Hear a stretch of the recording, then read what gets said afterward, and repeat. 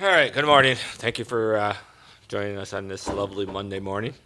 Obviously, as everybody knows, it's not the way we want to finish, but you got to deal with it at this point.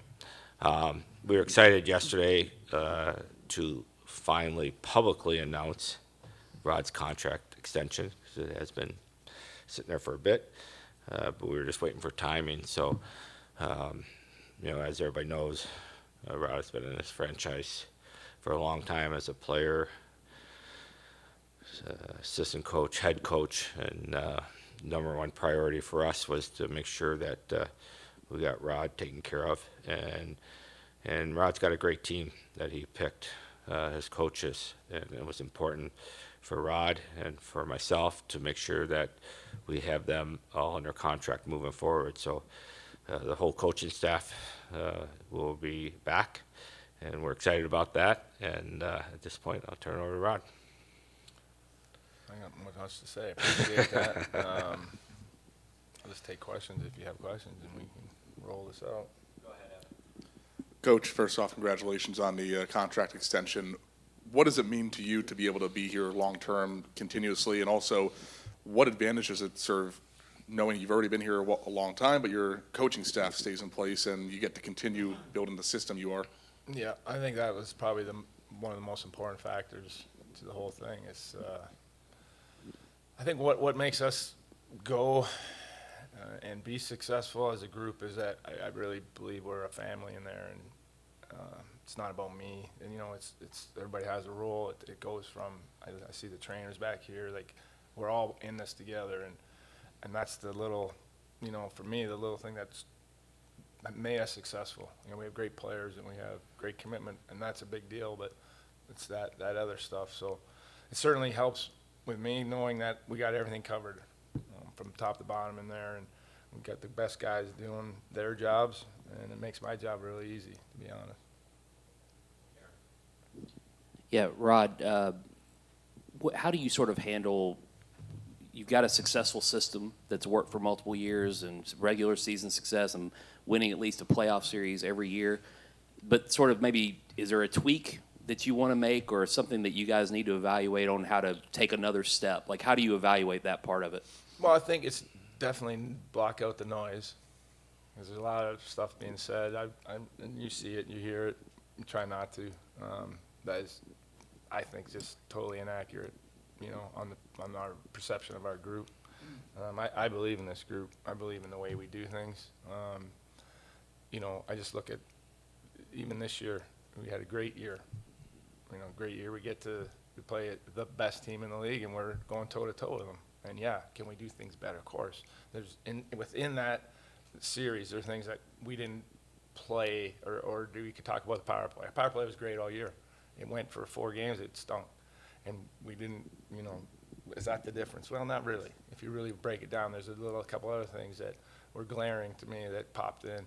I don't think it had anything to do with how we're playing. And so, we're knocking on the door. And I can tell you what, I'd rather be knocking on the door than be 2 houses down, which is where we were for a long time. And I think if we can just keep the mindset, block out the noise, yes, we have to be better at certain things. But the year before, we were talking about the power play. Well, I think it was in the top 5 going into the playoffs. So that was a priority for us. Now it's, okay, what tweaks can we make?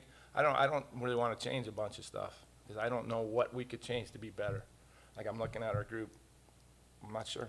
I believe in the way we do things, and the best thing about it is the guys in there believe it.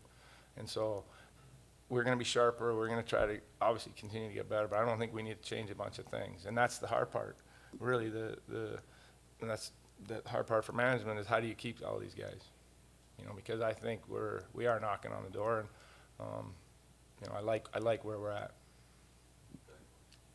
It's been reported this is a longer deal than your previous deals. I don't know if you guys want to address that, and also, do your assistants and staff align with your contract length also?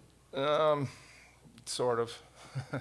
I'll just leave it at that. It's a multi-year deal, and we're going to be around for a while, so that's kind of just how I want to leave it, to be honest. Yeah, Don, you got a lot of UFAs to handle over the off season. Just Do you know which ones that you'll try to re-sign and which ones will go to free agency? And also, what do you feel like the chances are re-signing Jake Gensel? Well, I think the first part of your question is we'd like to sign them all. I mean, as Rod said, we got something good going here. We'd like to keep it going. There's this thing called the salary cap that won't allow us to do that. So, we do, actually Rod and I have talked, but we haven't sat down and really prioritized player by player. We know that we'd like to try to keep as much of our D together. We think we've got one of the best D corps in the league. So I'd like to keep them together. I know with Jake, I think he played a good role here. I know Sebastian talked about how much he liked playing with them. So, we haven't begun those talks. We'll talk to him also. But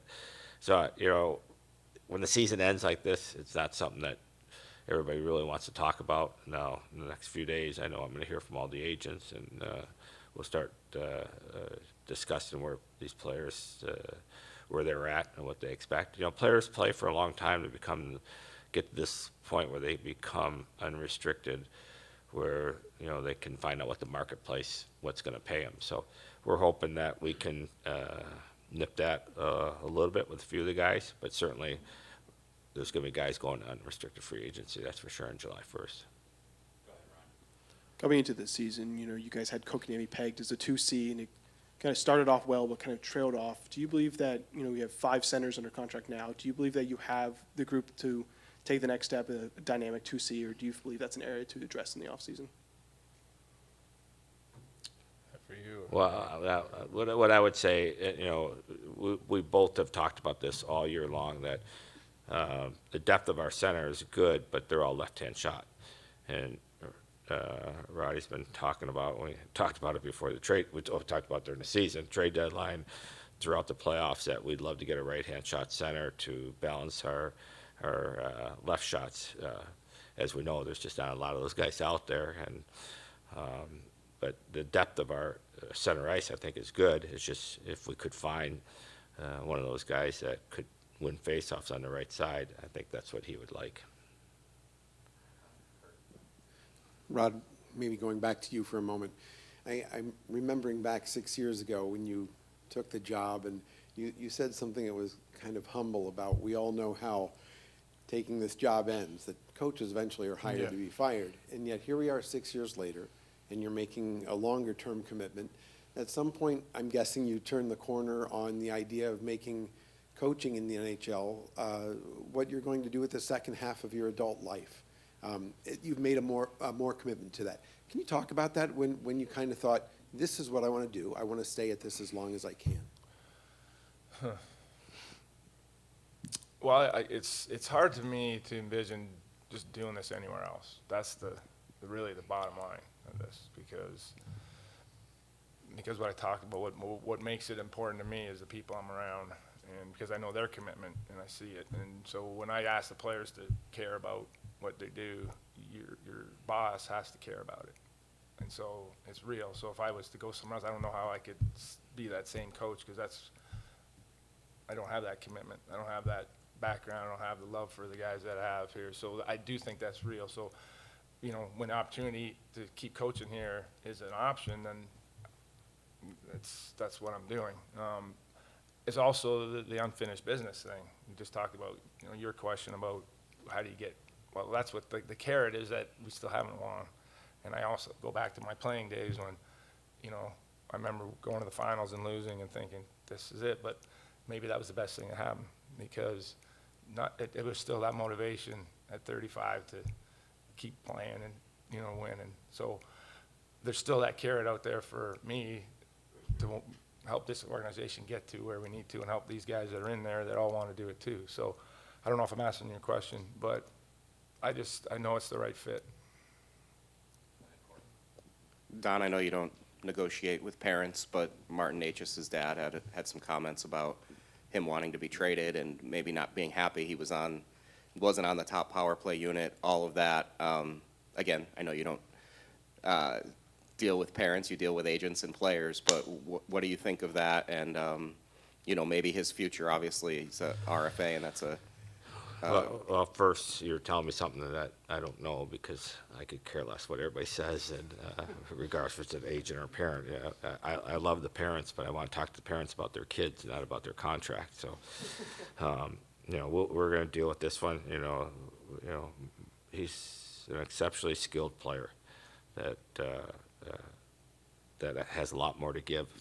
My own opinion. Ron might have different, but we'll figure out something with them. It's, just because I don't have enough toes and fingers to tell you how many players have walked in my office say about being traded, and we're not opposed to always trading players, but you also got to look at the value of what you're getting back for players, and Marty's an exceptionally skilled guy that you're just not going to give up on. That's for sure. So we'll deal with it as the summer progresses.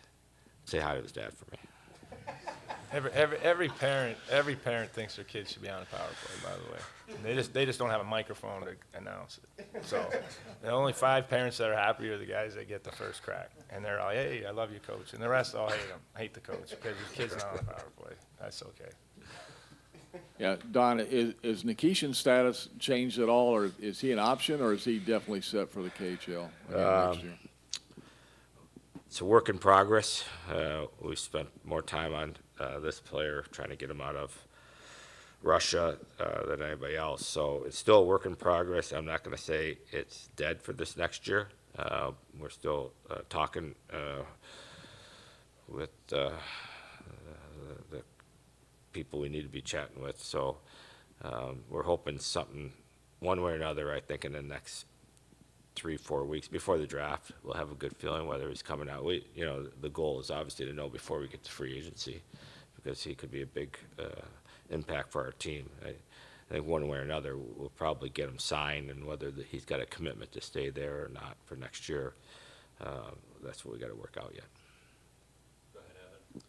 Coach, being a father yourself, I imagine it's, you have younger players, you have older players on this team, but what is it like having to potentially say goodbye to some of these guys, and guys maybe that have been part of this core group for you for so long? Can you equate it to being kind of like a parent who's sending their kid off to college or something? Listen, it's good and bad. I hate that I think of some of these guys as my kids, because now I realize how old I'm getting. But we definitely there's a connection there, and nobody's gone yet. So until that happens, I'm holding out hope that we can figure it all out. Don's right in that the reality of it is there's no way it's going to be able to happen. But I don't know. Like I said, I don't like thinking about things that haven't happened yet. But yeah, it's business, and we understand that. And there's going to be guys that are not going to be here that we wish we would have been able to keep. Knowing that you do have a tough situation, you and Don, of figuring out who's on the team next year, and probably unlikely that you have every single guy back whose contract is up, is it in your mind going to be one of the more impossible tasks to keep the system of coaching and the style of play you have in place, knowing you might have a completely different roster next year? Well, it kind of depends on how many guys we get to keep, but we've done a pretty good job of being able to tweak what we're doing every year based on the personnel we have, and still keep the way we want to play, our identity. And that's really the key, is playing to your identity. Don, I guess this is for you. Is it a given that you'll have the same 3 goaltenders back next year? You've got a third guy signed. That gives you some flexibility, but Freddie's in the last year of his contract. I don't know if anything is for a given right now. Yeah, they all have contracts, but our goal is always to try to improve at every position, and if there's something that makes sense for us there, we have to explore it. So it's just like all the other players. Everybody's got contracts. They're going to be playing someplace. Hopefully, most of them here, but it's our job to make sure that we do explore opportunities, and for something that we feel makes us better, then we have to look at it. And maybe for both of you, was your view of Jake Gensel and his contributions, he's the kind of guy who makes a good Hurricane, because you do have this leverage through July 1 to negotiate? Oh, I think so. I mean, number one, he's a great player. We don't want just good people around. We want good people that are good players, and he checked both boxes, and then he's got to want to be here, and I think, in the short time he was here, I think he enjoyed it, and enjoyed the group, enjoyed the way we do things. So that gives us hope that, maybe we can make this work. Don, yesterday, Seth Jarvis revealed that he played most of the season with a torn labrum and torn rotator cuff. Can you just speak on how impressive it was that his game seemingly still continued to grow despite the fact that he was playing through those injuries? A broken finger that he was getting shot up every game. I can't. I mean, Roddy talked about Jarvis. I mean, you just can't say enough about this guy. Other than he does need a new contract, so I got to be careful. But he is something else. I mean, we watch how he plays. I mean, forget about his status of his size. If he's got a chance to go get that puck, it doesn't matter who's gonna take him out. He's going to get it first. He just every game he just amazes me. He's got big kahunas there. So he's a guy that you want to continue to build your team around. That's for sure. With Roddy talked about him. Yeah, I can't say much more than that. I'm not even sure you're allowed to say that. We get the point. And, yeah, he had a good year. What I like about Seth is he's getting better. And he's willing to get better. And you just see the progression. And I think there's still another, level for him to get to. And so that's a real bright spot for this organization. I'm worried about the country of Finland this year, though. He's going to spend 2 weeks in Finland. They've never seen a Jarvis, so he's got a golf tournament, and then he's got Fishy's wedding, so Finland country might be a little different when he leaves. Don, you guys got Kuznetsov. He's got another year. Kind of, do you see what do you see for him going forward, whether it's here or something else? Yeah, no, I mean, he's part of the program and part of the team right now. And, again, we haven't sat down and assessed every player. We've been doing exit interviews the last couple days, so Rod and I haven't spent much time talking about individual players. But, he brings something to the table. He can score. I mean, I don't know what he had up in the playoffs, 3 or 4 goals. His talent level, when he's got the puck, there's no panic at all. I don't worry at all when he's got the puck. His skill level is so high. So, just finding the right fit for him where he fits and, let Rod get the best out of him.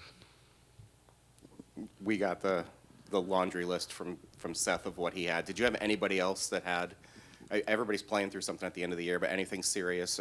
And then Seth's, he said he wasn't sure. He didn't think he would need surgery, but he's not a doctor, which we know. That's an understatement. That's a good thing. That's an understatement. The only other surgery that we know for sure is Tony's going to have his hand. He's got a little, I don't know what's the bursis or something on his hand. He's going to get taken off. The other guys, Foss, we're still waiting. He just had more CT scans today. Get sent to New York and find out more about that. And Pesci's going to heal in time, and that should be about it. And then I spoke to you a little bit about the Chicago situation. Can you give us a better overview of how that relationship works now? I'm assuming you can install a coaching staff there, and if you've made any movement on that front about who you want there, what you want to put there. Yeah. So the deal we made is Chicago ownership. They run the business of the franchise, and we run all hockey department. Coaches, trainers, equipment. Everybody works for us. So that's a big change there. And we started to talk to some coaches. Actually, Darren York, our assistant GM, is leading the charge in that. He's talked to some guys. We'll get it down to, like we did before, to a small group, and then Rod and I will jump into it. And, things are happening, but, don't look for anything to happen like the next few days. Coach, going back to the end of the season, you went to Freddie a lot for the playoffs. In your mind, is he still the number one guy, the guy that gives you the best chance to win going into next year? I mean, especially the thing that popped off to me was Piotr had that unbelievable game against the Rangers, and you went right back to Freddie. Yeah. I think everything on the table for next year. I mean, both those guys will come back. I mean, either way, I envision those guys splitting time like we had, because that obviously worked for both of them. But I can't tell you who I'd say is ahead of the other. But we definitely have a lot of faith in Peter coming in and taking that next step. Like, I think he's shown that he certainly has potential. Don, I was thinking back to the availability you had before the Rangers series. You were talking about Svechnikov, and you said he's so different in terms of a power forward. Someone is different from a lot of your other forwards.